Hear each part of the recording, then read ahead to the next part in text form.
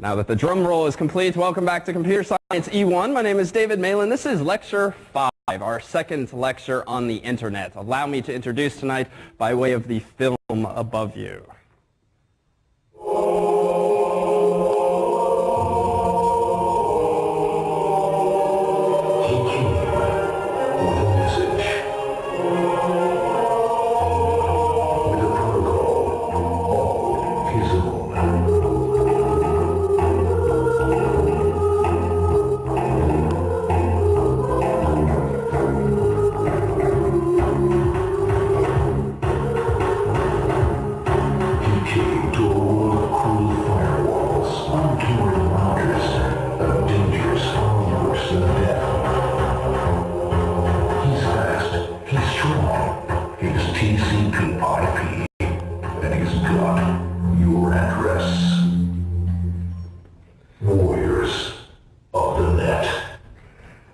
That is a teaser for a short film we will watch toward the end of tonight's lecture. But before we dive into what TCP and all of that is all about, we are at the point in the semester where it's time to raffle off this iPod t-shirt. Recall that for problem set 1, among the students who submitted, if you received higher than a 75%, you are automatically entered in a raffle.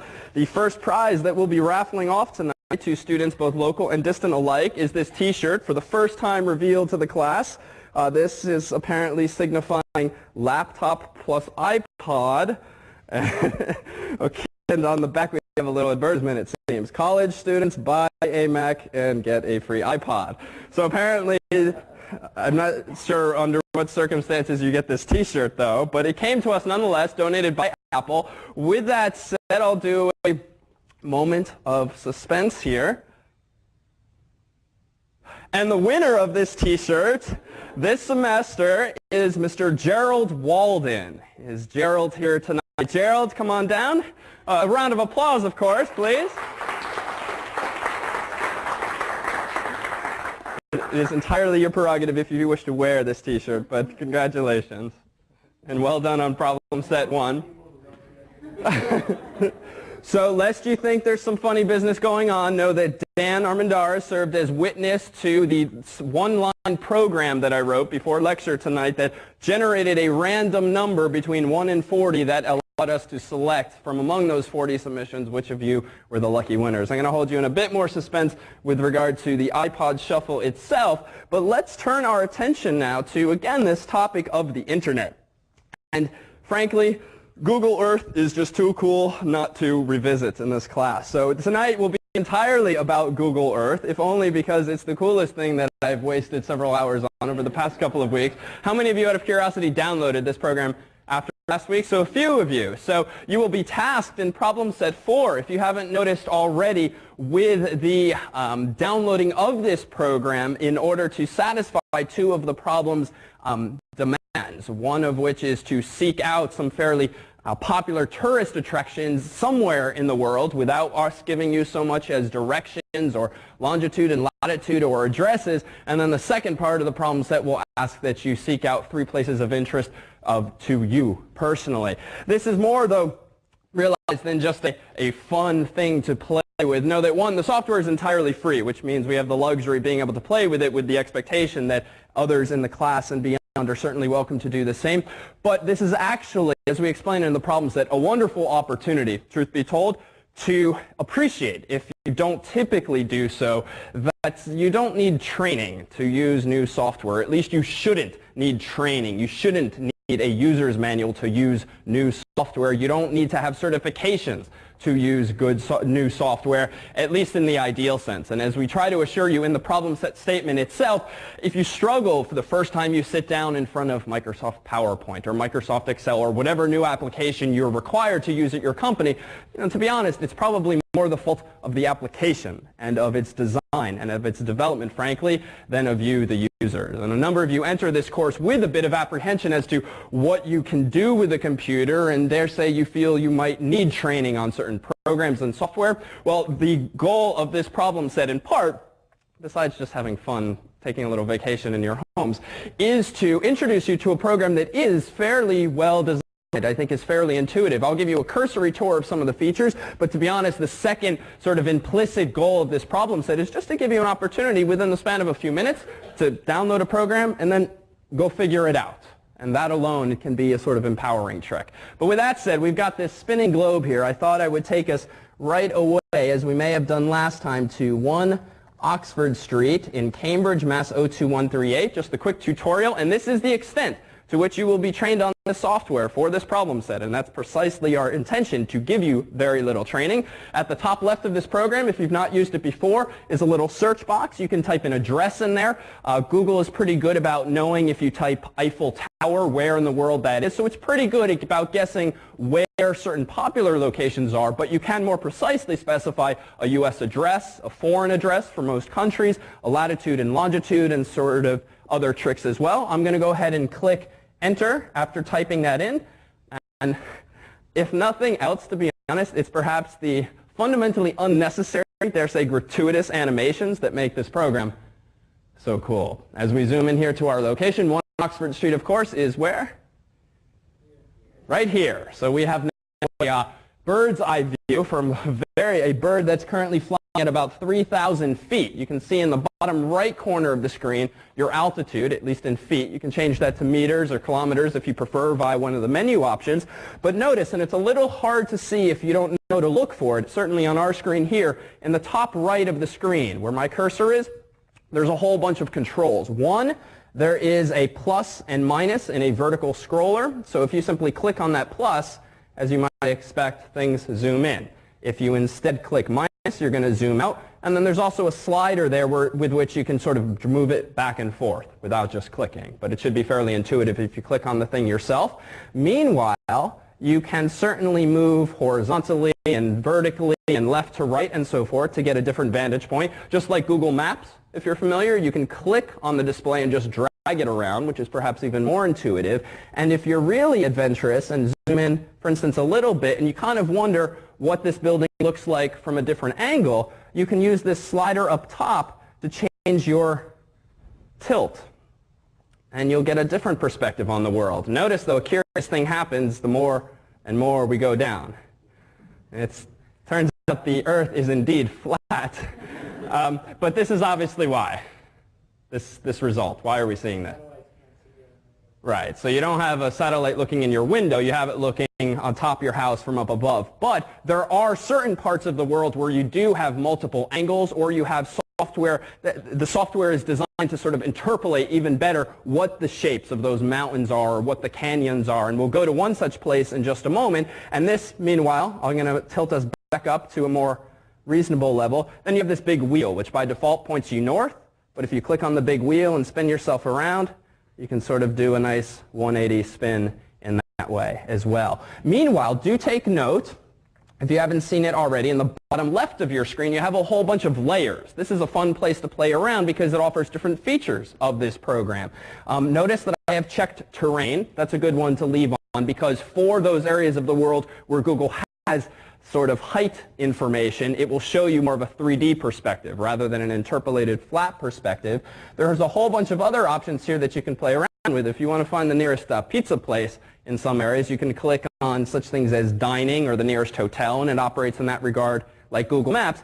But our purpose tonight is to sort of wow. And so notice in the middle left of this screen, under the thing called Places, this is where you can store places you like. And essentially what problem set 4 asks you to do is to, quote unquote, place mark a number of specified locations. This is like bookmarking, but a physical location, and it's terribly simple. There's a little thumbtack here at the top of the program. You click that thumbtack, and notice you get one of these place marks in the middle of the screen. You can then click and drag it around. For instance, I'm putting it on top of Memorial Hall, which is just across the way outside this building. And then up here, you can type a name for it. So I could type Memorial Hall. It tells you already what the latitude and longitude is, if that's at all of interest. And then you can type a little description here, like where freshmen eat meals. For instance, Annenberg Hall is inside of Memorial Hall. And then you click OK, and that's as though you've placed a bookmark of sorts into this actual world. What we're going to ask you to do for problem set 4 is to submit via the website's drop boxes those place marks. And the means by which you do this is very simple. Notice that this place mark ended up under this My Places section of the page. Moreover, as the problem set does tell you to do, notice that if you, for instance, right-click on this with a PC or hold and click on a Mac, notice that you can say something like add folder. And what we ask you to do in the problem set is to create a folder called 3, I think, and another folder called 4, respective to problems 3 and 4 for the problem set. So I'm going to type 3 to create the name. Notice I get this 3 folder, and as you might hope, you can simply click and drag Memorial Hall to your 3 folder. And as with other interfaces, notice the pluses and minuses that appear. That'll expand the thing or collapse the thing. And finally, what you'll do for problem set 4 is when you're all done and you've found all the locations in the world that we've asked you to find, you'll simply, for instance, on a PC, right-click or hold and click on a Mac, and then you're going to go ahead and say Save As. And then notice you get a familiar dialog window. You can go to your desktop and you can say My Place Marks, or rather we'll call it 3 in this case. Notice the default file name is going to be .kmz. It's a little small, but you'll see as much on your own machine. And then just save it. What that just did was put on my desktop a file called 3.kmz, and that's one of the files you will upload for submission. And what that's going to let the teaching fellows and me do is open your place marks, click on those hyperlinks, and whisk ourselves away, not only to the places you found, but also the places of personal interest that you drew our attention to. Questions at all? I mean, to be honest, if that is not sufficient direction, and frankly, you have the video as the reminder, it's not meant to be an exercise in remembering what David said, how this program works. It's meant to be exploratory. If you don't know how to do something, poke around. You're not going to break the software, certainly. But it's only so much fun, if at all, listening to me talk. Why don't we take ourselves on a very brief tour, perhaps to one of these places where terrain is of interest. So notice that Google gives you by default this sightseeing folder. We created an empty folder a moment ago, but the program comes with a folder called sightseeing with a whole bunch of popular locations. And why don't we whisk ourselves over to the Grand Canyon? Suffices just to double click on that thing. Notice we're heading out west in this country. We're about to zoom in. And the Grand Canyon is a wonderful example of if you have the terrain layer on, you'll actually get this 3D mapping. And then if you really want to have a sort of IMAX experience, you can use the keyboard to navigate these controls besides just using the top right, and you can sort of fly your way through the Grand Canyon and give yourself a little tour. It's really wild. And notice, by contrast, if I turn off terrain, there you go, that's the Grand Canyon. So it does make a difference. Finally, let me offer you one other demo of my own design. Let's whisk ourselves away to Boston, Massachusetts. And again, little tricks like Boston, MA, that's sufficient. Google's smart about figuring out what you mean. We're going to jump over here back to Massachusetts. It's going to zoom in.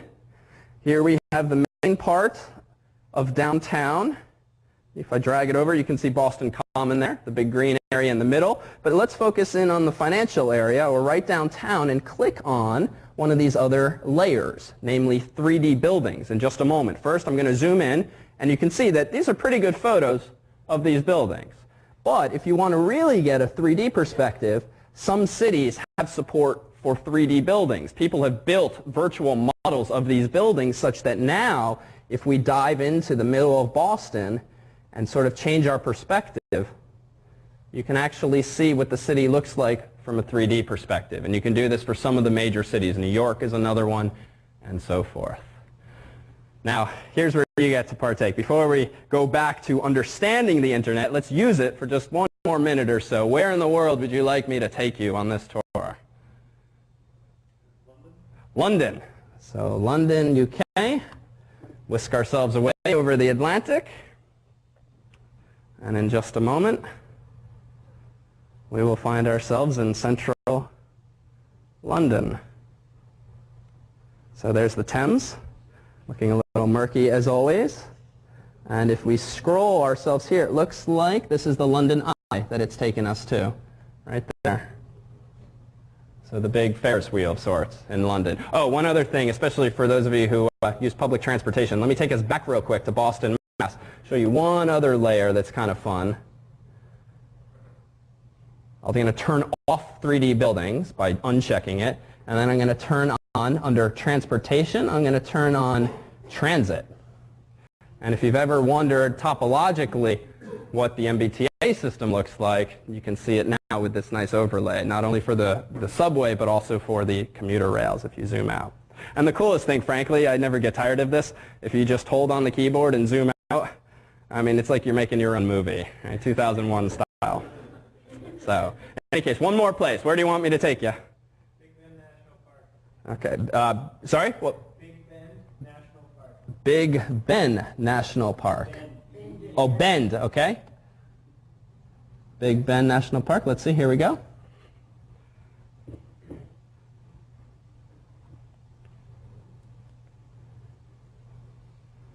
Good. Another one where terrain is nicely depicted. Here, too, I'll tilt this back on an axis. You can really see the 3D there. So it's pretty wild. So in any case, have fun. We're giving you, what, 20 or so points to sit at home having fun, maybe showing off to your family or friends exactly what your homework is on that part of the problem set. There is more to the problem set, and realize that this problem set is intentionally not due until the 8th of November, which may seem like a long ways off, but that's because this problem set in particular is fairly involved. And not in a difficult way, but in a fun, as we say, way. Among the other challenges of the problem set is actually to have you go to a local computer store and take your newfound vocabulary, jargon, and comfort, presumably, with hardware and software and the internet to a local computer store and buy, quote unquote, with some virtual dollars of ours, up to 2,000 virtual dollars, some computer equipment. And this process is all about empowering you with a bit more comfort in, one, reading the tags on the shelves, two, giving you finally that sense, if you've never experienced it before, that you do in fact now know more than the salesman or saleswoman who's trying to sell you that computer, and two, or three, as we qualify in the problem set, we do suggest, since we do this every year and we therefore alienate all local computer stores about once a year, that you not advise the staff until you're done with your assignment that your dollars are in fact virtual. You won't get nearly as much assistance. With that said, any questions about problem set 4, before it, or anything beyond this point in the course?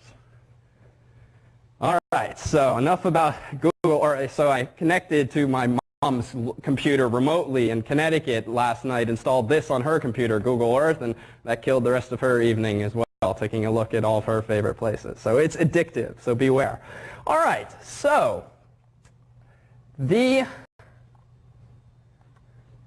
internet. So last week, and certainly part of tonight, we focused more on the things you can do with the internet, the types of services that it offers. And let's take one step back to last week and pose the following question, since it's sort of one that recurs every year. Are the internet and the World Wide Web the same thing? All right, so no. Let's qualify that now. Why? What's the distinction between these two? Yeah. So the internet is an operating system within the World Wide Web. I tweak that slightly. And before I tweak, let me see if there's another suggestion. Yeah?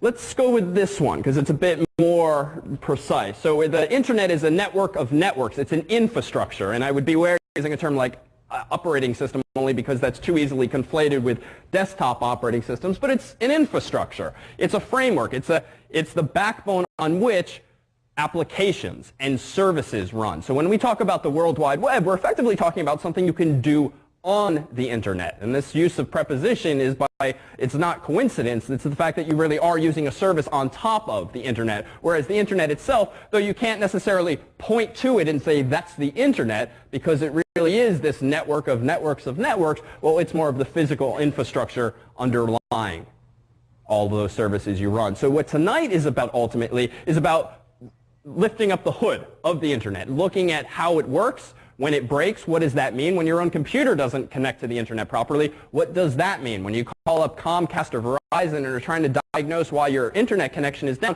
well, what kinds of questions can you yourself ask or answer for them? How, in short, might you go about picking up that phone and rattling off so many technical words in the right order and with the right usage that the person on the other end is convinced that you don't need to spend the next hour on the phone with them. You can get bumped right up to, say, level 2 or level 3 tech support. It's a wonderful skill. If you can rattle off more information than the person on the other line understands, usually, though not always sadly, they'll realize that it's much easier for them just to pass things up to someone else. And frankly, certainly early on you can probably get away with using all these words and not necessarily in the right order, but enough of them that you get your way past the initial tech support call anyway. So let's, as always, start from sort of the bottom up and then build up to the juicier, more interesting things. You've got a couple of computers, say you've got 3 computers. How could you go about topologically connecting these things together? Well, what does this mean? Well, last week we talked about the smallest possible network that's at least interesting, and that had 2 computers, and we drew our very dated picture of a computer like this, and we said connect it by some wire or some connection of some sort, and there you have what kind of network? Peer-to-peer network. And again, to be sure, that term has taken on a broader meaning these days in terms of the Napster-like softwares of the world and so forth, but peer-to-peer can also mean quite literally that. 2 peers, 2 equal computers effectively communicating back and forth. And this was just to make a distinction between a similar pairing but a relationship in which I intentionally drew one computer bigger.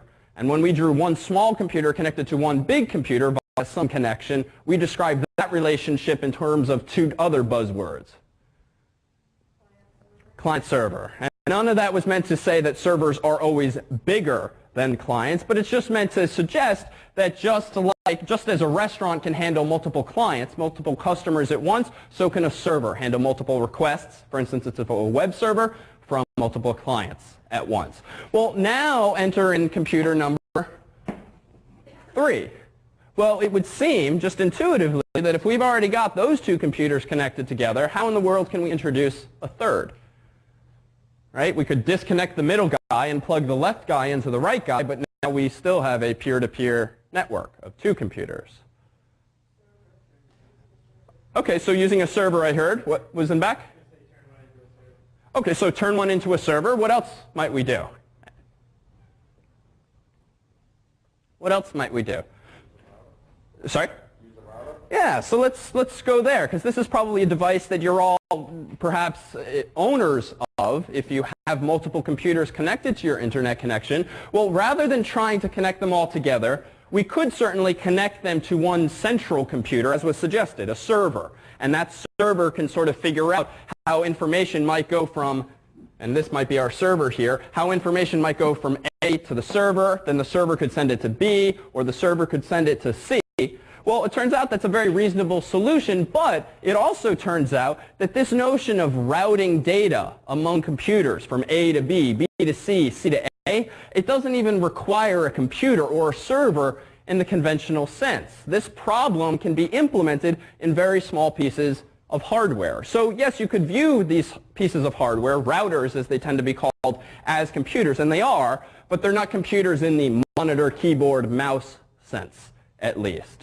So one way that we might connect all these computers together then is not so much directly from one to the other, and we don't need a whole other desktop and monitor to connect these 3 guys to. All we need is some central point.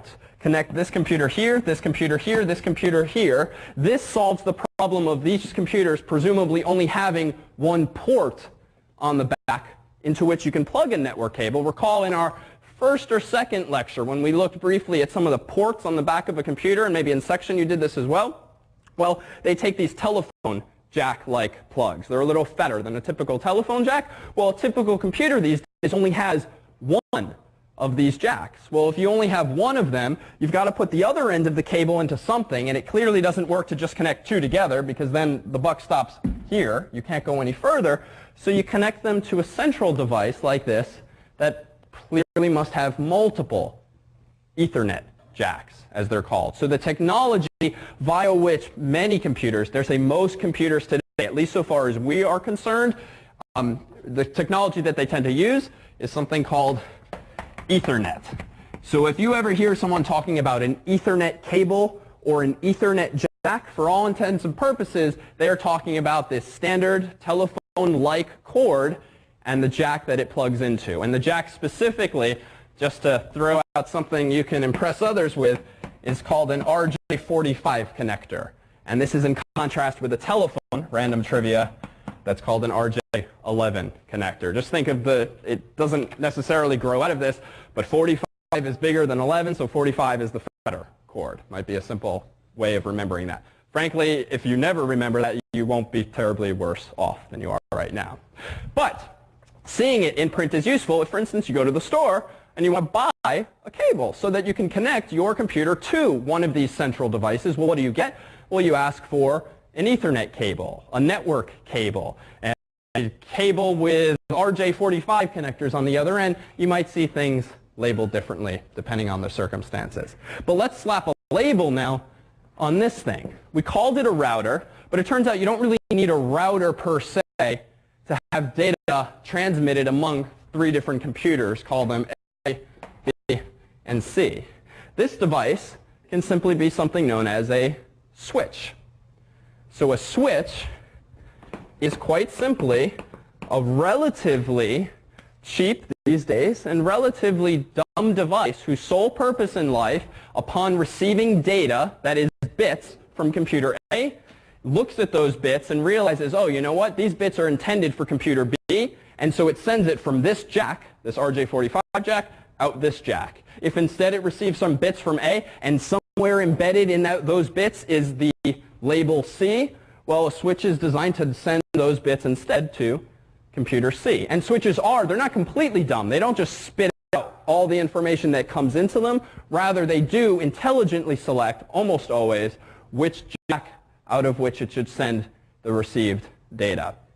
So the reason we qualify switches as being distinct from routers is that those little blue and black devices you buy, or those silver devices that you call home routers or call firewalls, there are so many things in one these days. If you have one of these devices that gives you the ability to run multiple computers off of one internet connection, you would be correct most likely in calling that a switch, a router, an access point, a firewall, a proxy server, and dare say a whole bunch of other things as well. That's just because at the end of the day, it is a computer. It has no monitor, it has no direct keyboard or mouse, but it is a little computer that has embedded in it software that does all of those things. And it has the hardware, that is the jacks, that physically allow those kinds of features to happen. And tonight we'll tease apart what some of those features are, for instance, what a router is, what a switch is. But for now, it suffices to realize that, well, you know what? We can, in fact, connect multiple computers together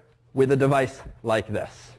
How much is it going to run you? If you've got a few computers at home, you want to connect them all together, well, how much are you going to pay for this kind of switch? And all a switch is, and you can see this perhaps in section, is, or you can see it in your own homes, it's got a power adapter that you plug into the wall, and it's a little plastic or metal box that has a whole bunch of these RJ45 jacks. That's pretty much it. No moving parts or switches. No pun intended. How much? 20 bucks. Right? Almost always in this class, frankly, these days, everything 20 bucks, 10 bucks, 30 bucks. Relatively cheaply these days. And if you watch for rebates and you're really careful with your money, you can sometimes even get these things for free after rebates, maybe plus shipping. So what topology are computers usually connected in these days? This sort of mishmash here is meant to beg the question, when you have multiple computers, how do you connect them together? Well, what you've seen an example of is what's known as I'm going to skip ahead, a star topology. This is probably the most common way of connecting multiple computers together in a network these days. You wire all of them to some central point. In fact, if you are really a geek or live with a geek who has him or herself multiple computers, or you work in an office where you have a server room or you have jacks into which all of your coworkers' computers plug in, well, ask your IT guy sometime this week, where is your server room, or where is your wiring closet, or where do all these wires go? And if the place is laid out nicely, there probably is somewhere in your office or building some kind of closet or room that you can walk into, see a whole bunch of wires coming out of the wall or coming through the ceiling or from the floor, and all of them get plugged into all of these little jacks on a rack. So computers and server rooms are usually laid out in big metal racks, and what you see is switches that don't just have 3 jacks, but rather might have 24 or 48 or 100, so that you can plug a whole bunch of computers into. Well, many of you probably have those internet jacks on your walls. Let's see if there's one in the room. Most everything's wireless these days. So back in the day, there would have been on the wall somewhere one of these jacks into which you at work plug your computer. Well, all that is a cheap little box that has a jack. Behind that jack is one of these wires. That wire most likely leads to that closet or room in your building or company. And on the other end is another one of these RJ45 jacks, and it plugs into a really big switch. And by big, I just mean physically, so that you can fit a lot of these things, so that all of the computers are through that switch interconnected. And so if you have a file server at work or printers shared at work, it all boils down to them being connected, usually these days via Ethernet, via cables and switches like these. In yesteryear, and the reason for the other pictures is you could connect computers in other topologies, which we won't dwell on since it's simply not as common these days, but you could go the ring approach, which several years ago was common, if only because, one, that's what some of the original protocols, languages that computers spoke when networked were designed to do, and two, it's also cheaper. When cabling was more expensive, you don't want to necessarily run wires from every computer in your office all the way to the basement or all the way to the attic, because think about the waste. Much more sensible, it would seem, would be to run those wires to the next closest computer and from there to the next closest and save on costs. These days, you pay pennies for this kind of cable. In fact, 2 or 3 years ago, the teaching fellows and I bought a box, a spindle of this kind of cable. The cable itself is called usually Cat 5, Category 5. It just means it's capable of internet speeds today. We spent $50, maybe $80, and I thought every year we'd have to get a new box because in section we use this cable. We're still working off of the same box for 3 years now, which means we pay pennies per foot of this thing. And you may wonder why this teaching staff and I need 1,000 feet of this cable. Well, one of the things you'll do in an upcoming section if you're local is actually make your own Ethernet cable. Now, it seems a bit weird if I motivated some of this discussion earlier with how to go buy such a cable from the store, but there's a remarkable, I think, sense, again, of empowerment and also frustration when you try to take the 8 little wires that are inside one of these cables, line them up in just the right way so that you can slip on one of these half-cent RJ45 connectors. You slip those wires in. You take a little crimping tool that we'll hand to you, squeeze it as hard as you can, usually pass it then to the TF who will squeeze it even harder for you. And then at the end of the section, if all goes well, we will test out your cables on a working computer. And if we can bring up a web page, you've done good. And if we didn't, well, you will walk home with your head held low, perhaps. But it will be, for those of you who get them working, a wonderful souvenir to take home to friend or family. And in fact, let me take this moment, as we tend to do. You know, in this class, despite how we try to teach you how to make computers and upgrade computers, we always seem to go through more computers and equipment than we actually retain. So I'm going to take a knife to one end of this otherwise working Ethernet cable, and I'm going to cut off part of the plastic sheath, because even though this thing looks pretty thick, all this yellow thing is just a piece of plastic or rubber that keeps all of the little wires in there sort of tucked together and secure. So I'll pass this around now, and any of you who have an internet connection at home that uses a cable modem or DSL modem, you have one of these in your home. And if you have a wired connection at work, you have one of these in your home. So take a look as this comes around at the 8 wires that are now coming out of this thing. And again, in section, your goal will be to line them up in the right way and crimp them back down. But then notice, too, on the other end of this thing, that those very same colors and those very same wires are lined up in a certain pattern. And therein lies the challenge. You can't just plug 8 wires in on one end in any old order, plug the other 8 in any old order, and expect them to work. They all have to be lined up so that what comes out this end goes in that end and so forth. So I'll pass this around, and also one of these RJ45 connectors. So that, sure, I'll pass these around so that you can see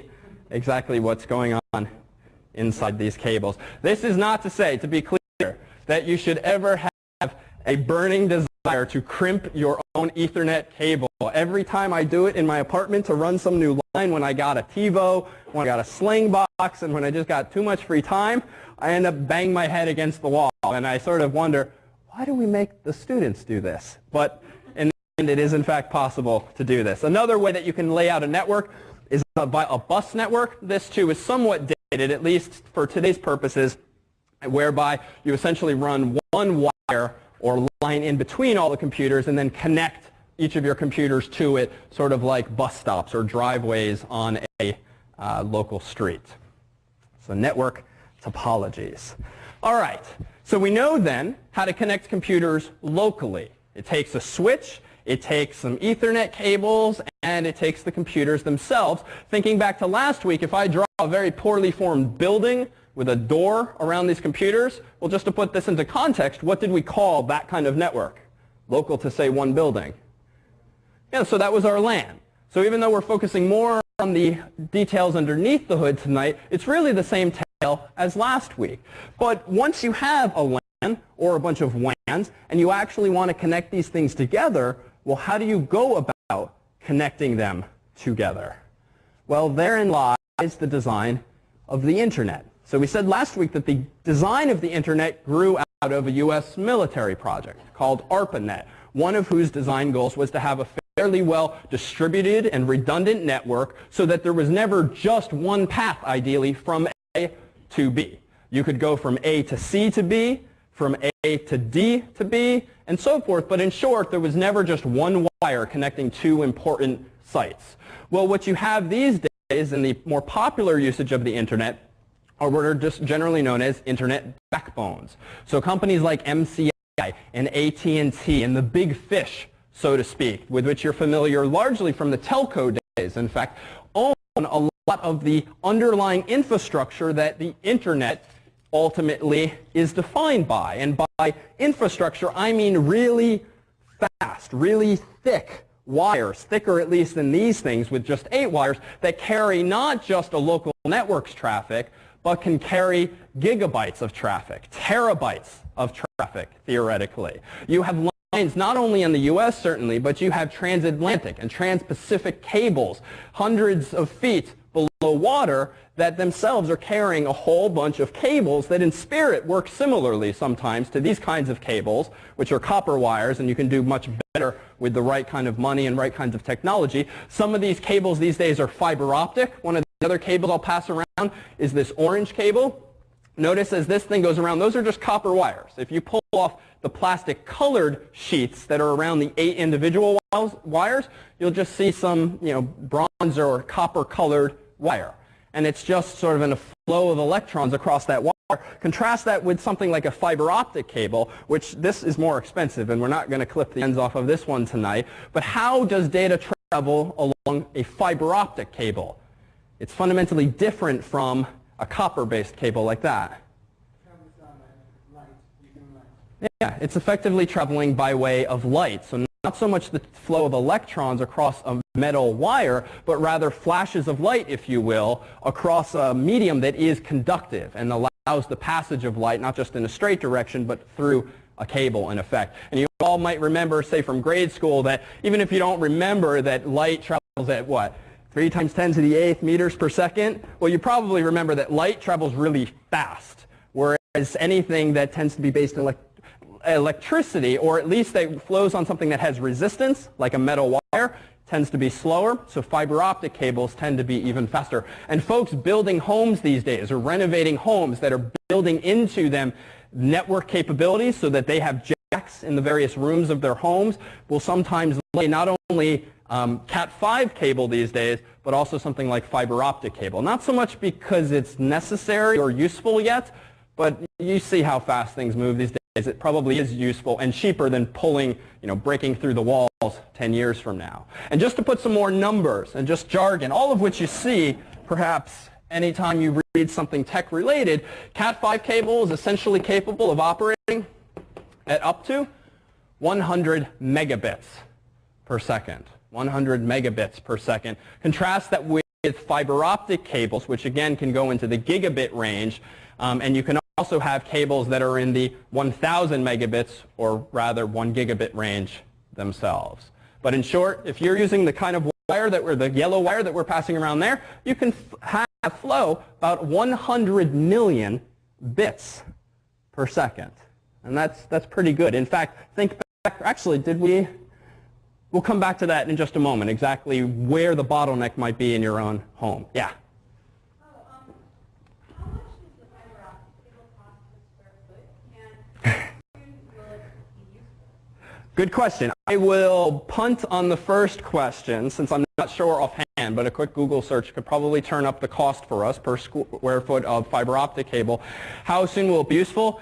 It's already useful. Much of Harvard Yard, for instance, is already wired with fiber optic cable because even though the dorms and the buildings themselves are only wired with, say, 100 megabit wire, Cat5 cable, well, once you start connecting buildings together, that suggests that you're connecting maybe a few dozen or a few hundred people in one building to the few hundred people in the other building, which suggests you need more bandwidth.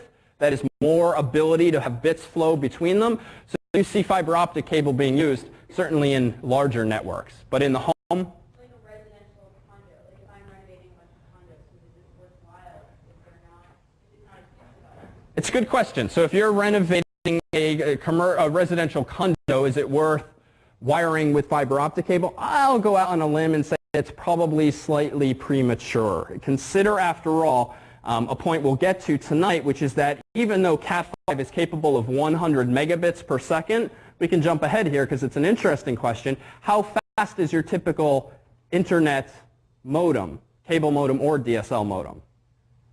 30. Sorry? Maybe 30. 30. 30 what? 30 megabits per second, maybe, although if it is, I'm quite jealous because that's somewhat high.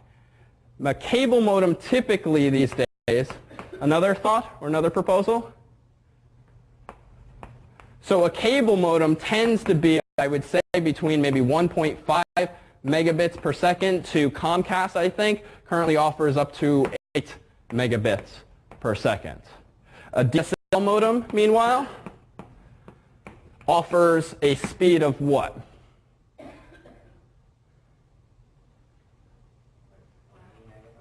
20 megabits. Wow, you guys all are getting much better service than I am. So usually not, I'll say, not with DSL at least. I would say typically you see slower speeds with DSL, although you're seeing a convergence these days as Verizon, for instance, in Boston and Comcast become more competitive. I'll say that generally, and again, these numbers are just typical. They're not necessarily upper and lower bounds. You might get something like 768 kilobits per second to a few megabits per second.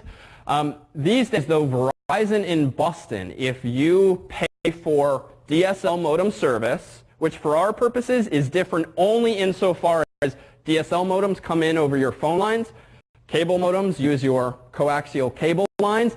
Beyond that, that's the physical difference. The real world difference is that these days, at least in the Boston area, cable modems tend to be faster. And in fact, if you go and, but what's the flip side? You can sort of spoil the answer. What's the upside of DSL in the Boston area and elsewhere, certainly?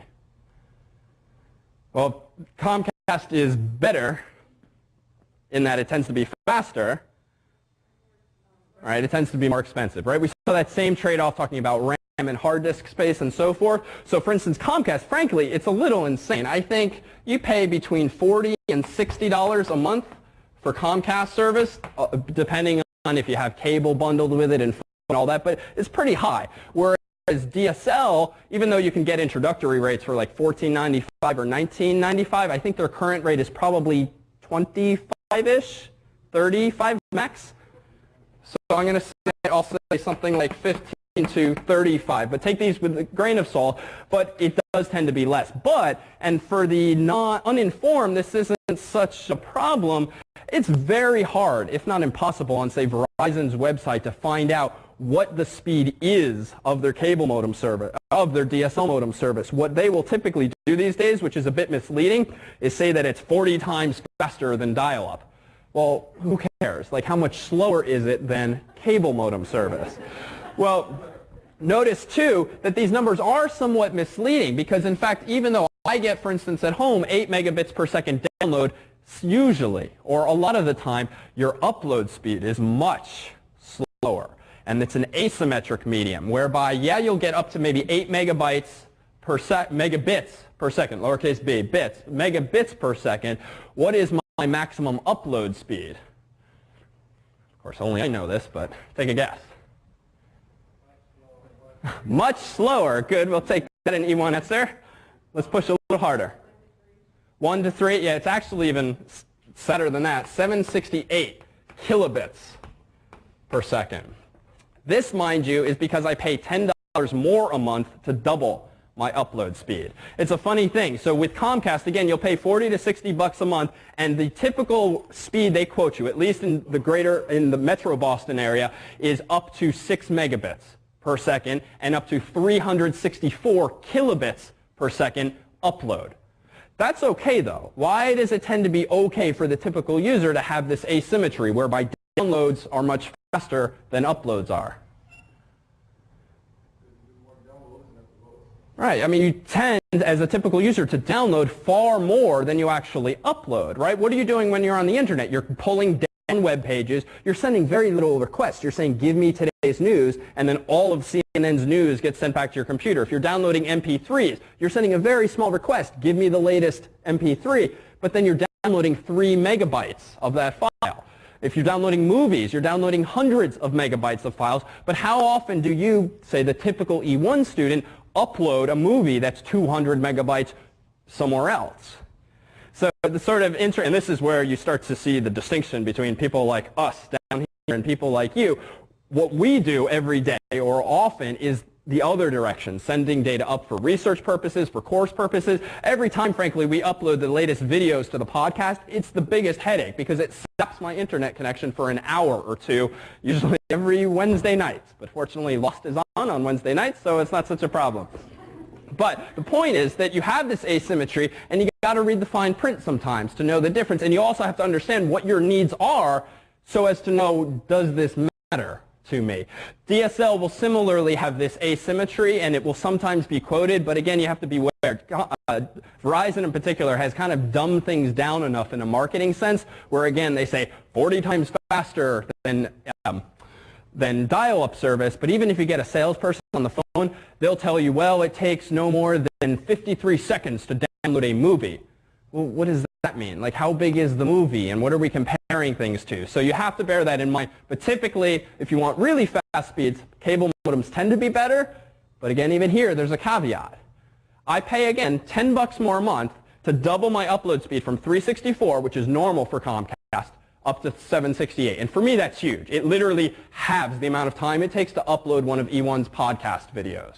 Or if you recall from our first lecture, Slingbox, when I think we were showing Press Your Luck on the overhead screen, or some TV show, Slingbox being the device that streams my cable TV connection this way. You know, I'll admit, I like to tell myself that I pay 10 bucks more a month so that I can work more productively, but frankly, it also has the fringe benefit of doubling the quality of watching TV remotely. But you pay 10 bucks more a month, and you go from 6 megabits per second download to 8 megabits. Now that sounds like a lot more, right? That's 33% more for only $10. But you have to ask yourselves what question at that point. Well, do you need it? So yes, it's faster. But your internet connection is not the only bottleneck in the world. The person you're downloading that file from might not have as good an internet connection, especially if it is one of these peer-to-peer file sharing programs. If you're downloading even from a big server like iTunes or even E1's podcast, the server is configured to send you the file somewhat slowly. The presumption being, well, we want to be able to satisfy lots of downloads at once, but you don't really need that video right now. You're probably okay with waiting 20 minutes instead of 15 minutes to download that file. So there might be artificial delays on the other end as well. The problem is that I don't need more download speed. 6 megabits is pretty darn fast, at least so far as typical computing needs go today.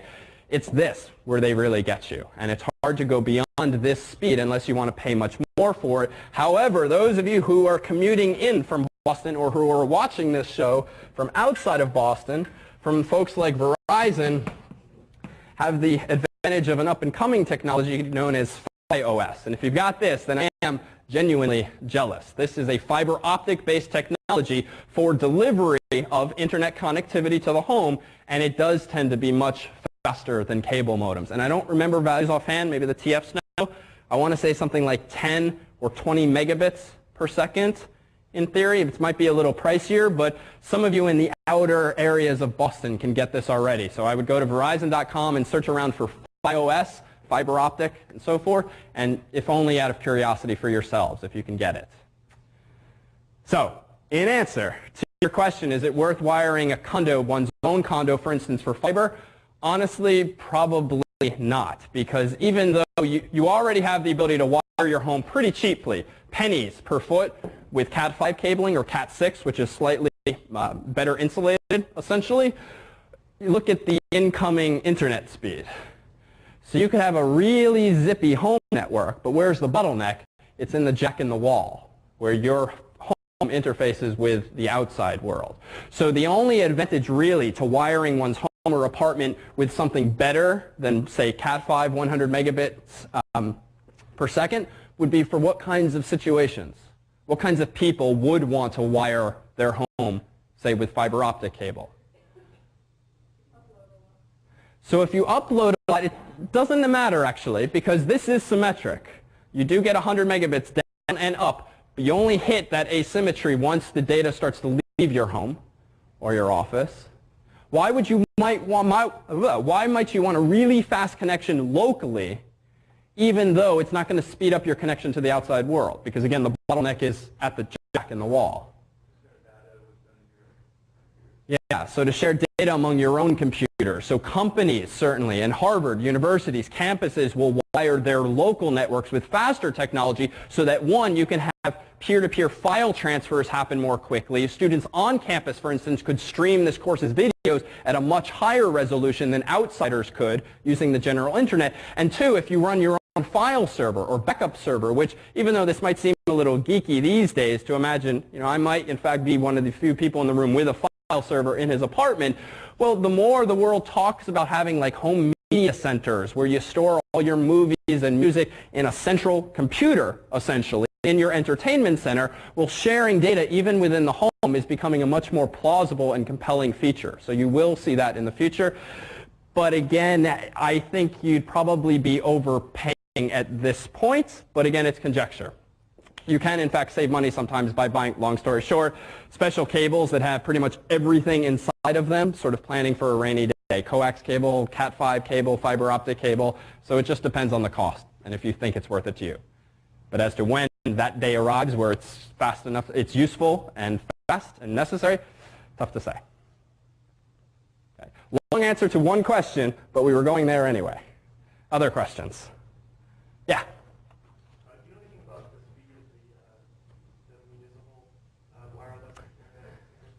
Yeah, so municipal wireless. Let's, Chris, how many minutes do we have on tape? Okay, so let's go here now before our break and just relate the same conversation to wireless, because it's very much in the same vein. So municipal wireless is sort of something that's being touted in a number of major and minor cities. Let me come back to that in just a moment and say first that for your local network, this is the kind of technology that you're using for a local network if you have, say, the yellow wires that you're running around your apartment. So, or if you're in your office and you're plugging into the data jack, that's probably the kind of wires you have there. But if in your home you have wireless access, or even if your office or in Harvard you have wireless access, notice, and it might be obscured by this big light, but there is a little box on the wall here with two little antennae that's plugged in with one of these yellow cables to the wall. But that is allowing all of the TFs, for instance, and some of you to use Harvard's network wirelessly.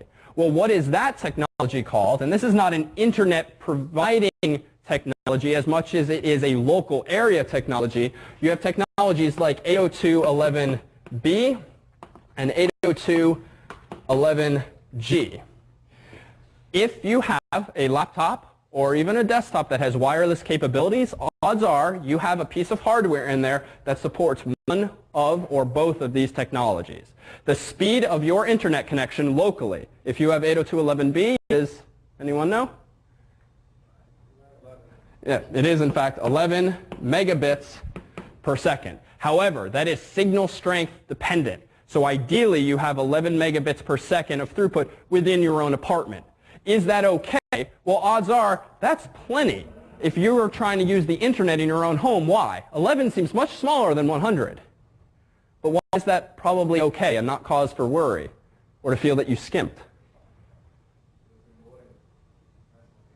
Yeah, so I mean, look at the incoming connection speed. If this thing's only coming into your home at 8 megabits per second, all you need is 8 megabits per second within the home. And in fact, even though it's maximally 11, it does depend somewhat on signal strength. So if you have lots of cement or very thick walls or brick walls, or you're on a different floor of your home, for instance, you're not going to get as strong a signal. Those of you with Windows laptops will see in the bottom right corner of your screen, if you're using a wireless connection, excellent strength, very good strength. Well, that's sort of a nice way of saying you're getting 11 megabits per second. You're not getting 11 megabits per second, but not all operating systems are precise as to what your actual throughput is. So fortunately, you can do a little bit better, and this is more common these days, G, which gives you what throughput?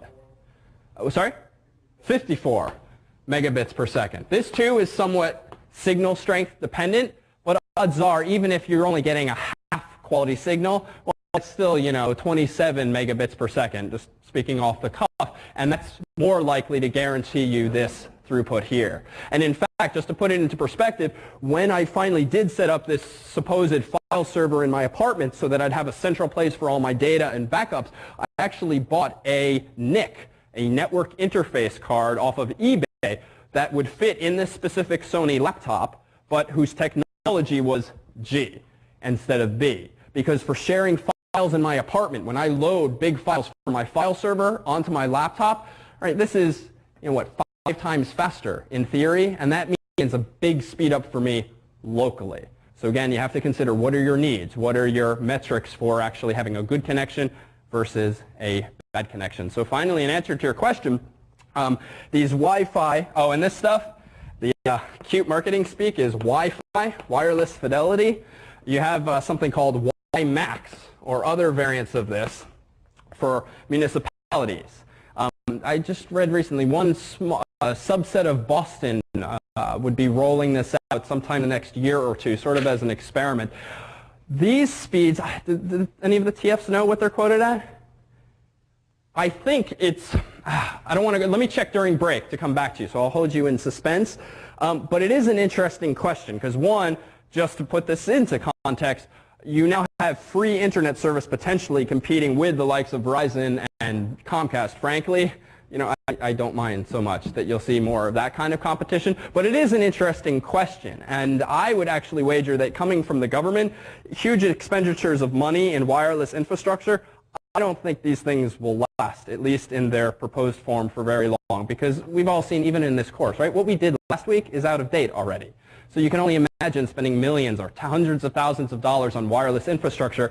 It's not going to endure for very long, and I question the interest of public service in keeping up the expenses of these kinds of services. I think it's compelling to have wireless service. It's not clear to me if it's going to be sustainable coming to the world for free, at least from local governments. But it's a nice experiment, if nothing else, and it's going to push the envelope in terms of wireless speed. And frankly, 40 to 60 bucks a month, that's one of my biggest utilities of the month. And I use it every day, but it's only so much I want to pay to watch TV outside my apartment. Let's take a 5-minute break.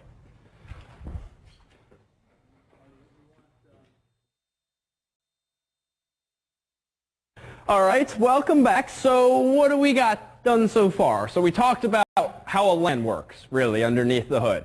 We talked about how you can connect your own LAN or your own local computer to the rest of the world by way of some internet connection. Any of these technologies, cable modem, DSL. Ray was kind enough to look up the current speeds for FiOS, and maximally you can get up to 30 megabits per second download and up to 5 megabits per second upload. So not too shabby at all. Again, you can check out Verizon.com to see if it's available to you. Odds are it's not, because it hasn't been rolled out terribly so, but it is being rolled out more in the suburbs than in the local city.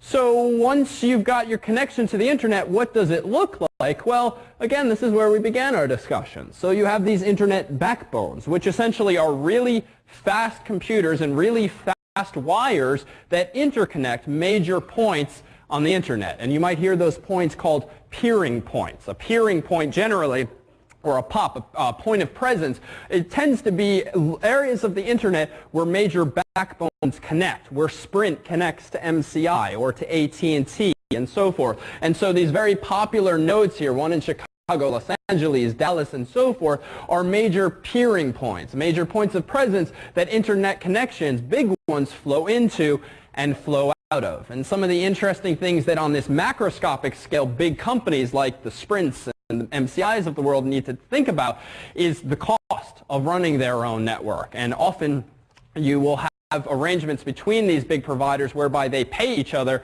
to take traffic from one network onto their own or to put traffic of their own onto another. And one of the curious things about the internet is, one, we already know that data doesn't necessarily have to travel from A to B via one fixed route, right? That was the fundamental design early on in a network like the internet. But it turns out sometimes the fastest way, the quickest way from point A to point B is not even the proverbial straight line, but rather you'll have data hopping around cities, around within cities for either one, technological reasons, because the data is simply flowing along the fastest possible link, not necessarily the shortest possible link, or because of various peering arrangements and ISP configurations, it's their choice that they want to route your data this way, then back that way, simply because, for instance, it might save the backbone money rather than having to put your data on some other network. For you, the user, none of this is even that relevant, because at the end of the day, presumably, you only care about where your data or that your data is arriving, either at your computer or at its destination. But on a higher scale, there are some really interesting network-related topics that you can actually explore in other courses here and elsewhere if you take a fancy to this kind of topological discussion. But if you've got such complexity manifest in diagrams like this, how in the world does data from my computer even get to CNN servers somewhere in the world, or Google server?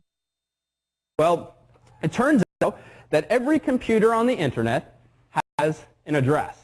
Just like you, assuming you receive and send postal mail, have a U.S. Postal Service address in this country that uniquely identifies you, or your mailbox, or your P.O. box, or your building in the United States, so do computers have an address that uniquely identifies them on the internet.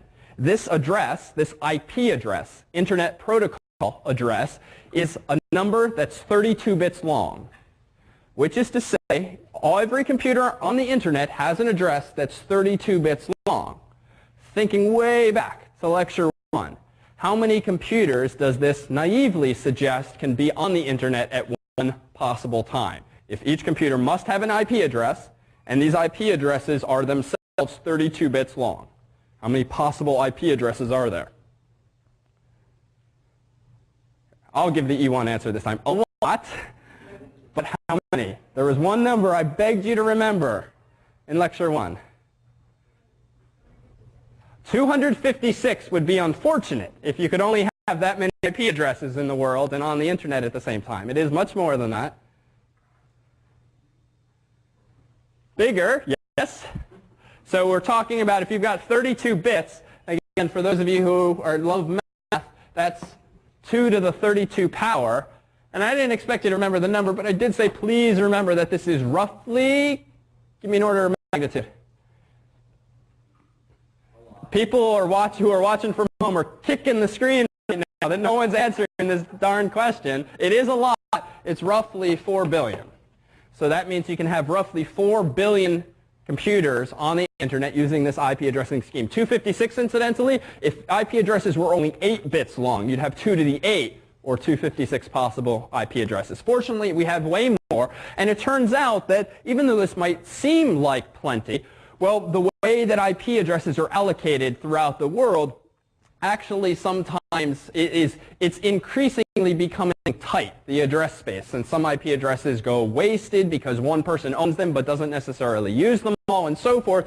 But there are ways of sharing, it turns out, IP addresses. And if you've ever wondered, if only tonight, how your home network uses one internet connection to share internet service to multiple computers, in effect, what you're getting when you sign up with cable modem providers or DSL modem providers is you are getting, yes, a physical connection to the internet, but more technically, you are getting from them one IP address.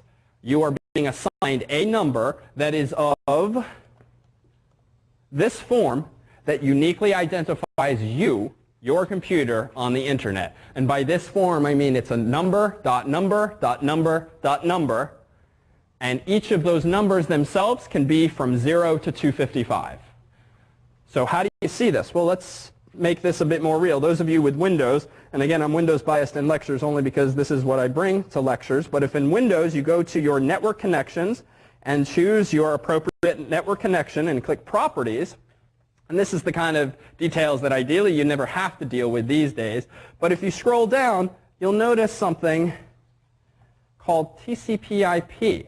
And it did flash on the screen a moment ago, but you actually heard that spoken by a big booming voice earlier tonight, right? He's TCP/IP, right? That was the teaser for tonight. Well, TCP/IP, I thank you for not laughing at me when I mimic the videos here tonight. So TCP/IP is the language that is spoken on the internet. Any computer that's connected to the internet speaks the language, or more technically, the protocol known as TCP/IP. So anything you do on the internet, for the most part, is carried across the backbone that we saw depicted earlier over using a protocol or a language called TCP/IP. How does this relate to your home connection? Well, notice when I double click on TCP/IP in that window, I get this box. And for 9.5 out of 10 of you, you never need to look at this or change this. Though a few years ago, this kind of tinkering was common. Notice that the top bubble check there says obtain IP address automatically. The bottom bubble says obtain DNS server address automatically. What that essentially means is that when I turn on my computer and am connected to my cable modem or DSL modem via wireless or wire, I am going to automatically ask my ISP for that IP address. It's not hard-coded into your computer. Years ago, it was not uncommon for a Comcast rep or the like to show up at your home with a printed piece of paper and say, here, type in this number as your IP address. And it came printed on a piece of paper. It doesn't work very well when you want to be able to change things and reconfigure things on Comcast's end. So things are almost always dynamic these days, at least for public networks and for utilities like Comcast and DSL providers and so forth. But what you get ultimately is an IP address. Well, what does this mean? Well, if you request a web page and you receive a response, well, what is in that response? Well, in our example that we always use, it's like the day's news, right? We said a week or so ago that web pages are written themselves in a language called HTML. Well, what does it mean then if web pages are written in HTML? And wait a minute, what language do web browsers and web servers speak, did we say last week? Think, what do you type when you type any URL? HTTP, Hypertext Transport Protocol, is the protocol that web browsers and web servers use to themselves transmit data. So I seem to be changing our story every week, right? Web pages are written in HTML. Wait a minute, web pages are transferred via HTTP. Wait a minute, anything on the internet is spoken in TCP/IP. Well, it turns out, and this is a very clever design fundamentally, most everything on the internet, so far as the implementation goes, is layered. So we began tonight talking about Ethernet. That's a physical layer, so to speak. Once you have a physical connection, you can do things with that connection. And with that connection, with that physical connection, you can put on top of that this language, this protocol called TCP/IP, that just gets the data from A to B. Well, what data do you want to send? Well, if it's a web page or a request thereof, you want to send an HTTP piece of data. So you have Ethernet, you have TCP/IP, and then you have HTTP on top of that. And what is in an HTTP response? Well, if it's for a web page, you get back HTML. So it's not that we keep changing our story, it's that we're looking at different layers of this puzzle that is the internet. And again, at the ground floor, you have the physical connection, something like Ethernet. On top of that, as of tonight, you have TCP/IP, which for right now, assume that that just gets data from A to B. Well, what is that data? If it's a web page, it's a chunk of bits that are stored in HTTP's format. Well, if that HTTP response contains a web page, inside of that is HTML. Well, let's try to make this more real. Suppose that I have made a request to, I need a volunteer from the back of the room. If someone could just call out their name in the back of the room. You don't have to come down to the front of the room. What's your name? Anyone? Abdul. So I wish to send data to Abdul. Well, I'm going to write this data, let's just say in English in some sort. Let's say it's an email, for instance. Here's my email. What I am going to do is hit the send button on my computer. What my computer essentially does when I hit send is it's going to figure out, oh, wait a minute, this is email. That's an internet service. I'm going to send that email out over the internet. Well, what language do I use to get anything out on the internet? I use TCP/IP. And one of the features of TCP/IP is in the interest of efficiency and in guaranteeing that all of your data gets from A to B, is it breaks it up into smaller chunks. And so I pre-tore tonight's paper, but imagine your computer essentially, without you, the user, even caring about these details, it breaks your message up into 4 smaller messages. Each of these messages go inside of what we'll call a TCP/IP packet. The packet will be sealed and it will be numbered. This is packet 1 of 4. Well, just like with the US Postal Service, if I'm going to send data to Abdul, I have to address this packet, this virtual envelope. So I'm going to write Abdul on the to field, and then just like you would in the real world, I'm going to say David in the return field, thereby addressing the envelope both to and from. You know, sort of a simple example to belabor, but what the computer's doing is precisely that. But my computer, suppose Abdul actually has a computer that I'm sending him this message via. Well, what's going to go here instead of quote-unquote Abdul, based on what we've just learned? The IP address of Abdul's computer, or really, to be precise, of Abdul's mail server, which might be Gmail or Hotmail or whatever. My computer figures out, based on the domain name in Abdul's email address, whose IP address needs to go here, Gmail's or Hotmail's or MSN's or someone else's. Meanwhile, we have 3 other parts to this message, so I'm going to go ahead and slip part 2 in the envelope. The computer is going to go ahead and seal it. It's going to become part 2 of 4. Abdul's name goes in the to field. My name goes in the from field. That's ready to go. I'm going to take part 3. It's going to go into the virtual envelope. Fortunately, computers do this much faster. This is going to be TCP/IP packet 3 of 4 from David to Abdul. And finally, packet 4 goes in its own virtual envelope. It gets sealed up. This is 4 of 4. And maybe an obvious question, why am I bothering to include the 1 of 4, 2 of 4, 3 of 4, 4 of 4? Just putting on one's engineering hat, so to speak. Right? You kind of have to know what order to reassemble these things. And to Abdul's computer, these are just going to look like bits. Well, together, they're all going to paint some picture of an email. But if you don't arrange them in the right way, it could end up being, say, gibberish. So the ordering is important. So that data is also included in these so-called packets. And now my computer, sometimes it feels like it takes this long, right, to send an email. So my computer is ready to send these packets, this email, off to Abdul. My computer, Windows, macOS, supports or speaks TCP/IP, so the computer out of the box just knows how to do these things these days. Well, where does this go? Well, my laptop is connected wirelessly to Harvard's network. So somehow or other, via 802.11g, these packets are going to be sent to these 2 antennas up here. They're going to travel then through the yellow wire in the wall in this building. That wire is connected to what piece of hardware somewhere in the building, most likely?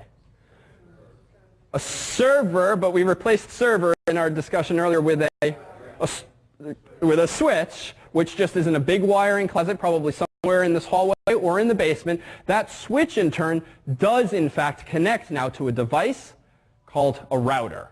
A router is a more intelligent computer that doesn't just spit data out ports based on what's physically connected to it, but a router rather looks at the to field and says, Abdul. Well, a router is going to have multiple connections coming into it and maybe going out of it. And just for simplicity, think of a router as having a connection going north, south, east, and west. A router is smart. A router understands TCP/IP. A switch only understands Ethernet. But a router understands TCP/IP and says, Abdul. Inside of every router is a table of sorts, like an Excel spreadsheet or an Access database. Essentially rows and columns where the router can look up and say, all right, where is Abdul? And there's going to be a row, in a sense, in the router's table saying Abdul is to the north.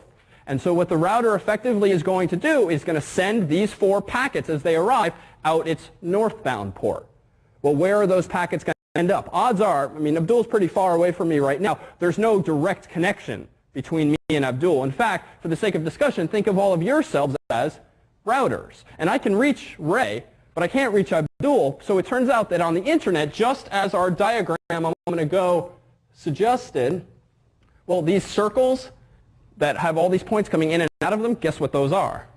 Physically, routers. So Ray, fortunately, is connected to another router via some leak, maybe one to the north, south, east, west. But each of these routers has a table that either automatically, that is dynamically, or because humans manually inputted this kind of information, each router knows the next best hop to send the packet. It might not be physically the closest, but it's the preferred next hop.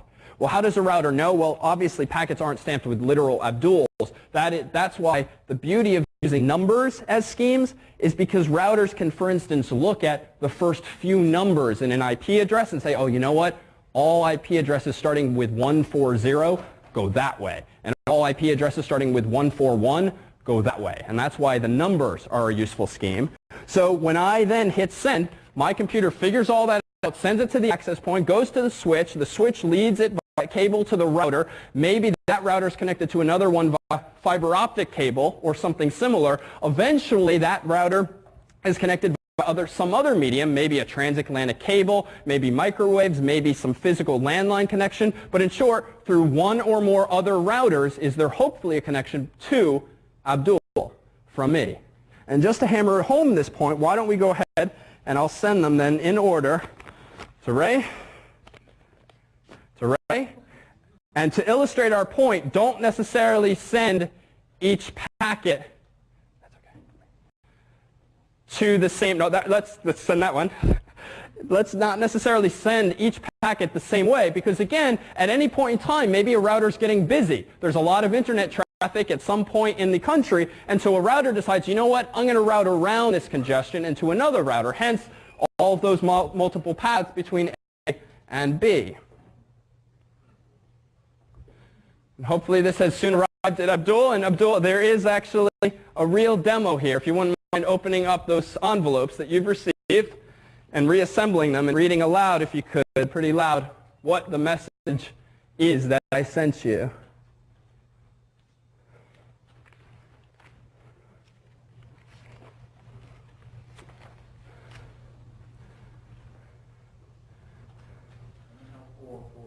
Oh, shh. Guess it doesn't work to whisper across the crowd. So you have all the envelopes that you've received. That goes without saying. And they were numbered. So read them, I think, if I did it right, 1, 2, 3, 4.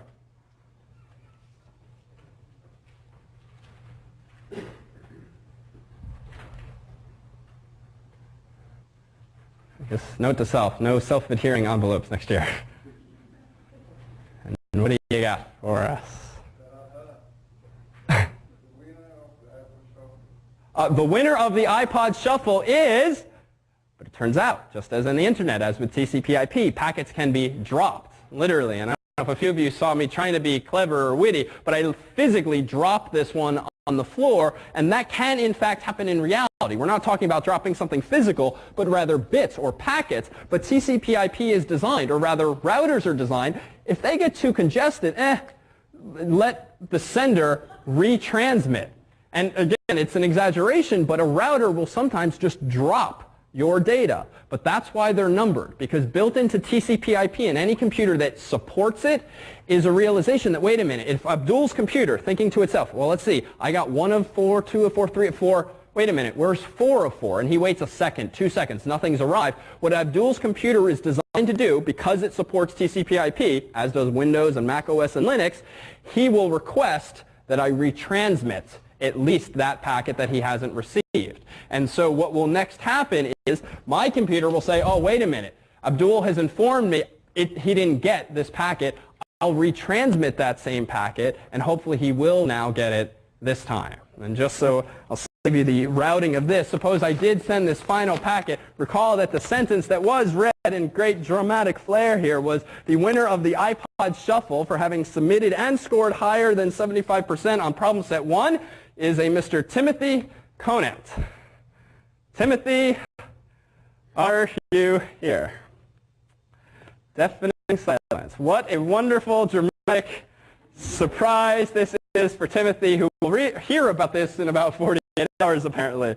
So as much as I'd like to just give it to Abdul, I'm afraid we're bound by the rules of this contest to give it to Timothy, who also was selected pseudo-randomly. But if we could, it will be preserved on camera. A round of applause for Timothy and for Abdul.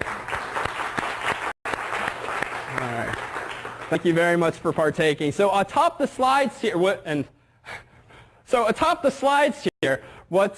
get that to Timothy, I guess.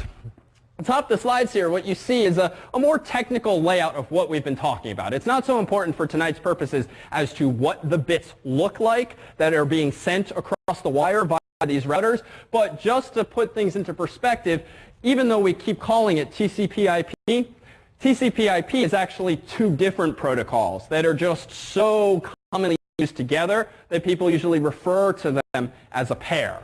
But this, it turns out, is what a TCP datagram or TCP segment looks like. Well, what does that mean? Well, any piece of information that's sent via TCP is laid out in this fashion. And you don't have to really absorb all of this, but all this means is that you have the first bit, second bit, third bit, fourth bit, fifth bit, essentially laid out from left to right, top to bottom. Embedded in this TCP packet then is some interesting stuff which should make intuitive sense. Notice this, a sequence number, an acknowledgement number. Well, what was I doing in the top right of the envelope? I was saying 1 of 4, 2 of 4. That was the sequence number.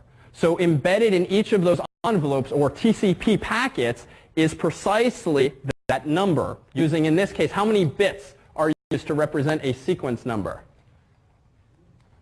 If this is 0, we got 10 bits reading, so each of these dashes represents a bit. So how many bits? 31, or we're counting from 0, 32. Total bits are used for the sequence numbers. Now, this might seem silly. How often am I going to send Abdul an email that requires 4 billion packets to be sent? Well, your computer's doing a lot of other things at once. So these sequence numbers aren't just for one email, but for all of the internet traffic that your computer is sending. So it's useful to have so many different options. Source port and destination port. These, I think, came up briefly last week, though I tend to confuse semesters, so help me out. What port does HTTP use? Am I remembering? Am I in 2006? 80. 80. 80 sound familiar? Yes? No? Okay, so let's talk about ports. So I thought we did this last week, but you know that a server, a computer, can do multiple things at once. It can provide multiple internet servers. One computer can be an email server, it can be a web server, it can be an SSH server, which is a technology you'll use in section if you haven't already. In short, a computer can do multiple things. But if a computer only has one IP address, well, that sort of begs the question, how does your computer distinguish whether some bits that are arriving are that reply from Abdul or that web page from CNN? Well, associated with every internet service, and by that I mean HTTP, that is web, email, Google Talk, AOL Instant Messenger, all the popular programs you can think of, Skype last week, is a number, a relatively small number like 22 or 80 or 1,000, but relatively small, that uniquely identifies the type of service that packet includes. So if I wanted to be really particular, on each of those envelopes I sent to Abdul, I would have written the number 25, which is the port, the number that uniquely identifies email on the internet, aka SMTP, the sending of email. Well, inside of this TCP packet then are those numbers, so that when Abdul receives that envelope, his computer can say, oh, you know what, not only do I know this is for me and from David, it's an email, which means I should route it, in effect, to Outlook or to Eudora, instead of to, say, Internet Explorer or Firefox or a browser. So those are ports in a nutshell. Meanwhile, it's in IP. Do I have this picture here? Yes. It's in IP, just to give you a glimpse of this, that we actually store the so-called source address and destination address. But again, we would defer to like a networking course to tease apart more of these features. But we can see them in action. What I have here is a window. It's a little small, but hopefully you'll see it when it fills the screen. What I'm going to run in a second is a program called traceroute. So I am connected right now to one of Harvard's computers in the electrical engineering and computer science building. So it's, a few buildings away. That's fine. Think of it as being on my laptop. What I'm going to do is ask the computer, show me the route between my computer and CNN.com. So I'm going to run traceroute, as the program's called, www.cnn.com. And here are the results. So there's a lot going on, some of it pretty fast. We're up to 16. Now notice, some of these won't work for us for various technical reasons, but notice that the very first line just reminds us, traceroute to CNN.com. What's this in parentheses then? Of the IP address of CNN.com's computer. Good. Notice that this first line here starts with 140.247.60.1.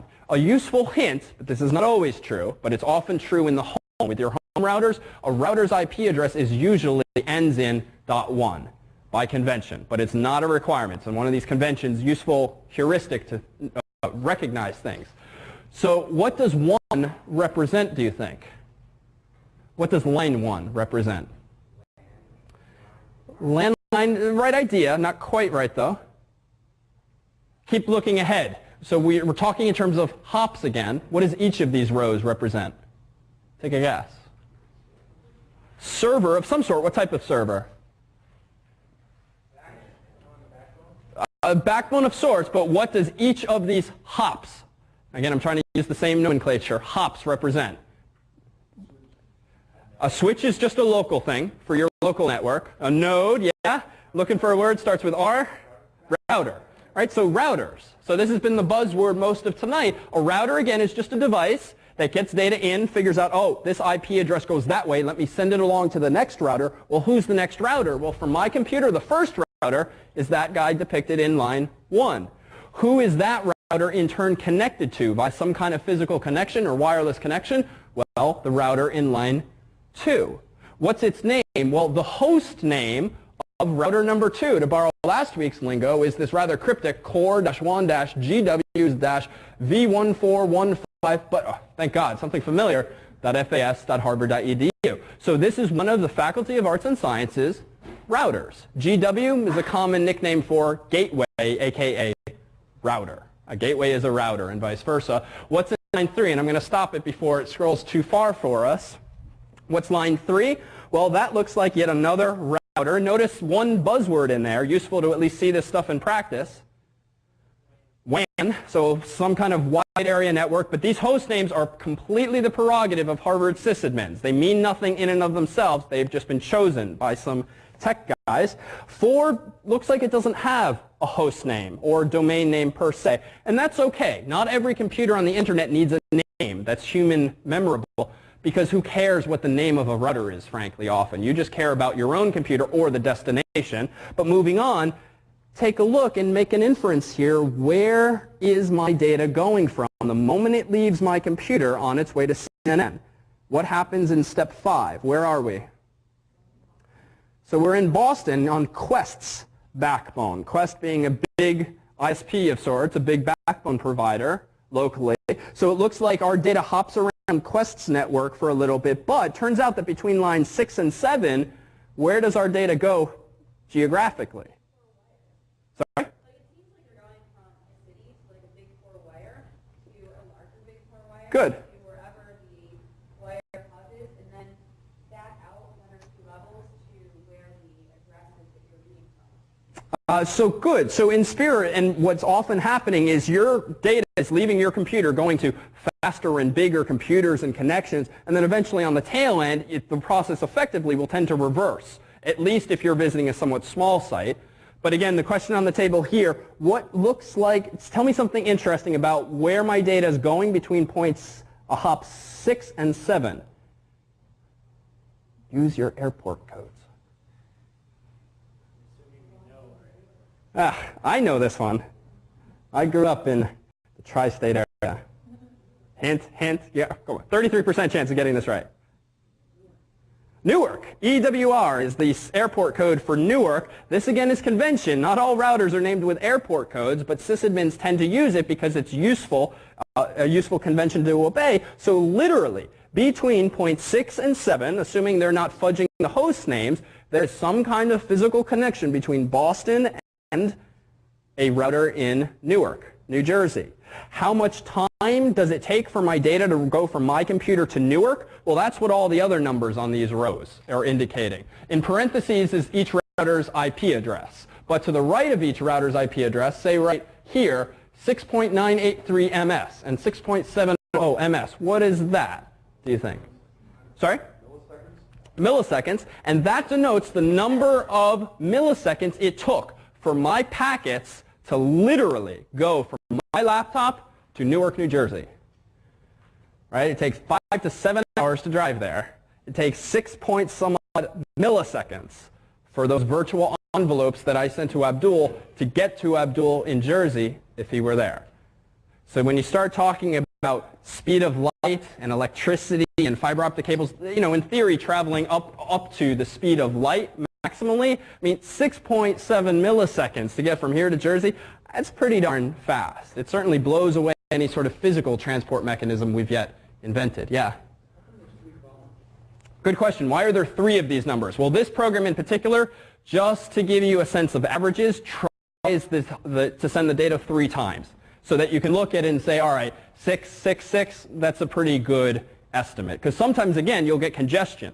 And if you were just to see something like 15 milliseconds, you might infer that, oh, there's a bottleneck there, but it might have been very temporal, and it might disappear the next time. And what this program's doing, it's not sending emails, it's not sending web pages, it's just sending, let's say, empty envelopes, but in such a way that we get a response back that measures the amount of time it took to get there. Another question. Wait, why does it go faster for Boston and Newark than it does the other places?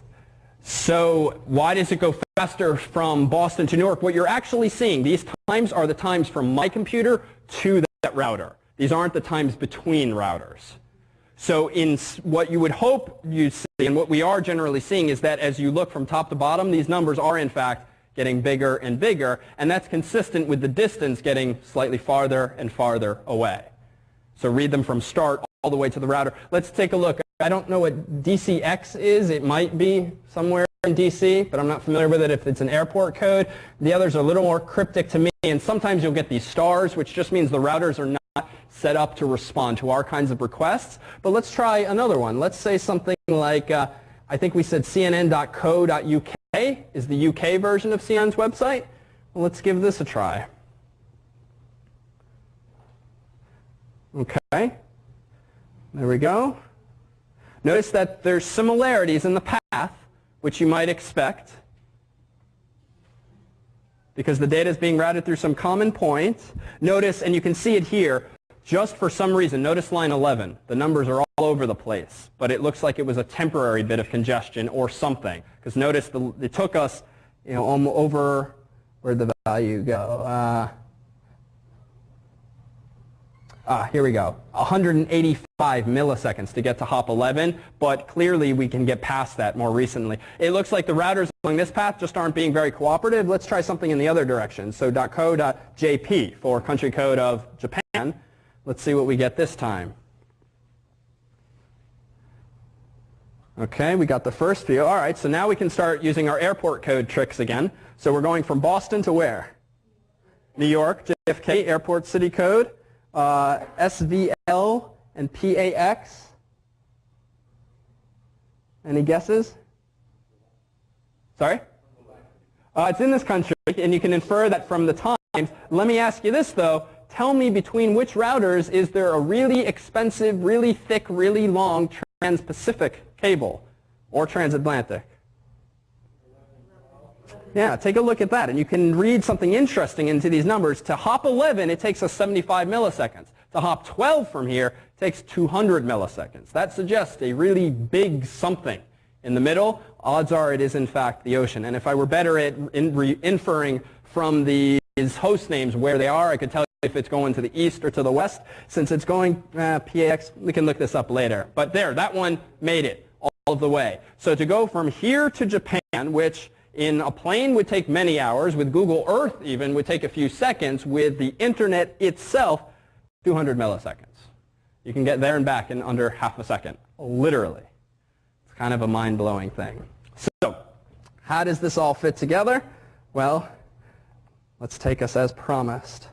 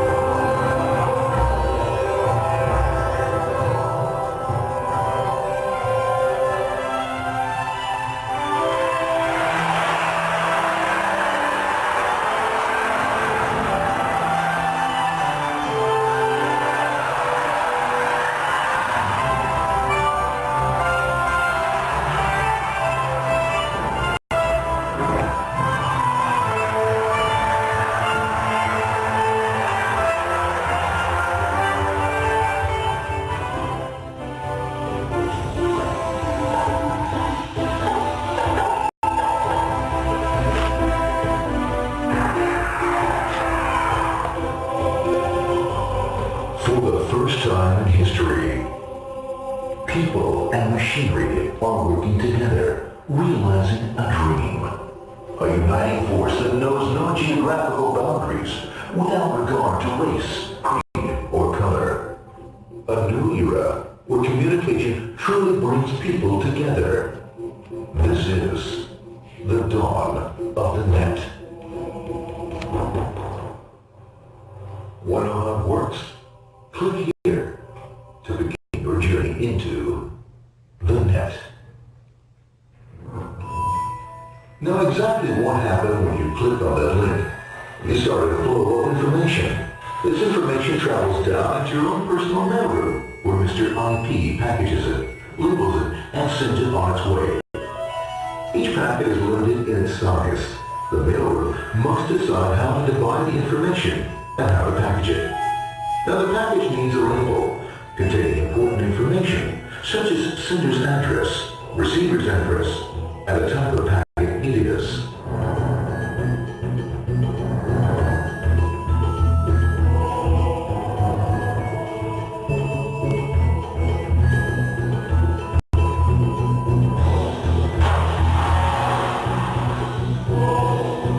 Because this particular packet is going out onto the internet, it also gives an address for the proxy server, which has a special function, as we'll see later. The packet is now launched onto your local area network, or LAN. This network is used to connect all the local computers, routers, printers, etc. for information exchange within the physical walls of the building. The LAN is a pretty uncontrolled place, and unfortunately, accidents can happen.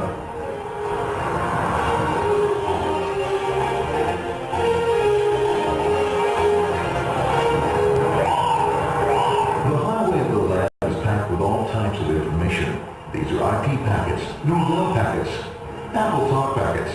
They're going to get traffic as usual. The local router reads the address and necessary, loops the packet onto another network. The router, a symbol of control in a seemingly disorganized world. Oh, sorry about that. This one here, this one here. Oh, this one's here, this one's here. Let's go this one, this one here.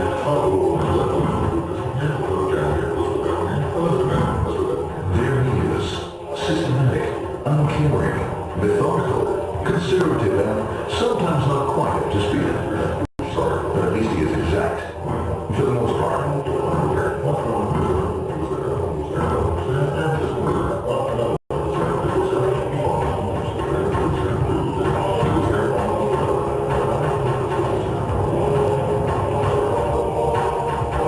As the packets leave the router, they make their way into the corporate intranet and head for the router switch. A bit more efficient than the router switch plays fast and loose with IP packets, deftly routing them along their way. A digital pinball wizard, if you will.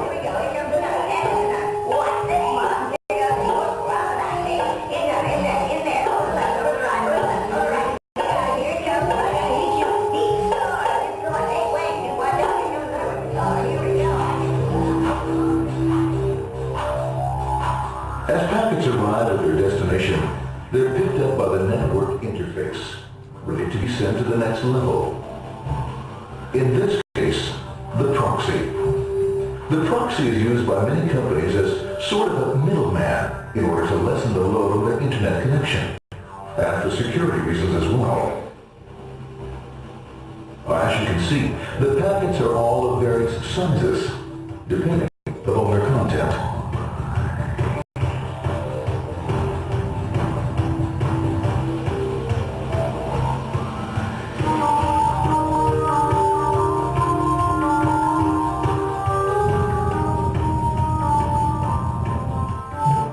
The proxy opens the packet and looks for the web address, or URL. Depending upon whether the address is acceptable, the packet is sent on to the internet.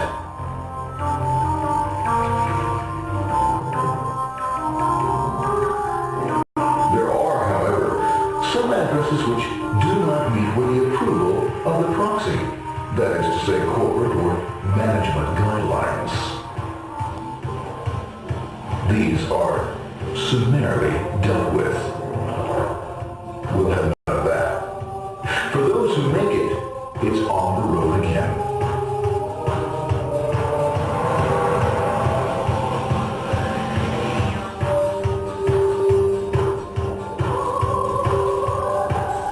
Next up, the firewall.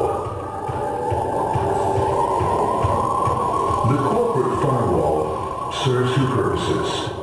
It prevents some rather nasty things from the internet from coming into the intranet, and it can also prevent sensitive corporate information from being sent out onto the internet. Once through the firewall, a router picks up the packet and places it onto a much narrower road, or bandwidth, as we say. Obviously, the road is not broad enough to take them all. Now you might wonder what happens to all those packets which don't make it along the way. Well, when Mr. IP doesn't receive an acknowledgement that a packet has been received in due time, he simply sends a replacement packet. We're now ready to enter the world of the internet. A spider web of interconnected networks which span our entire globe. Here, routers and switches establish links between networks. Now, the net is an entirely different environment than you'll find within the protected walls of your lab. Out here, it's the Wild West. Plenty of space, plenty of opportunities, plenty of things to explore and places to go. Thanks to very little control and regulation, new ideas find fertile soil to push the envelope of their possibilities. But because of this freedom, certain dangers also lurk. You'll never know when you'll meet the dreaded pain of death. Especially if you're in a normal request ping, which some idiot thought up to mess up unsuspecting hosts. The paths our packets take may be via satellite, telephone lines, wireless, or even transoceanic cable. They don't always take the fastest or shortest routes possible, but they will get there. Eventually. Maybe that's why it's sometimes called the worldwide wait. But when everything is working smoothly, you can circumvent the globe 5 times over at the drop of a hat, literally, and all for the cost of a local call or less. Near the end of our destination, we'll find another firewall. Depending upon your perspective as a data packet, the firewall can be a bastion of security or a dreaded adversary. It all depends on which side you're on and what your intentions are. The firewall is designed to let in only those packets that meet its criteria. This firewall is operating on ports 80 and 25. All attempts to enter through other ports are closed for business.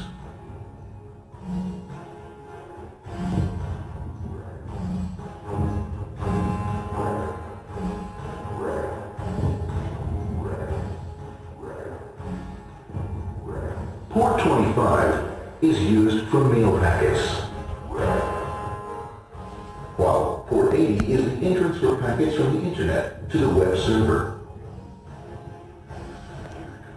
Inside the firewall, packets are screened more thoroughly. Some packets make it easily through customs, while others look just a bit dubious. The firewall officer is not easily fooled, such as when this ping of death packet tries to disguise itself as a normal ping packet. It's okay, Norm. It's okay. No problem. Have a nice day. Be out here. Bye. And on that note, we'll leave the ending as a surprise for next time. We'll see you next week when we will dive into new material together.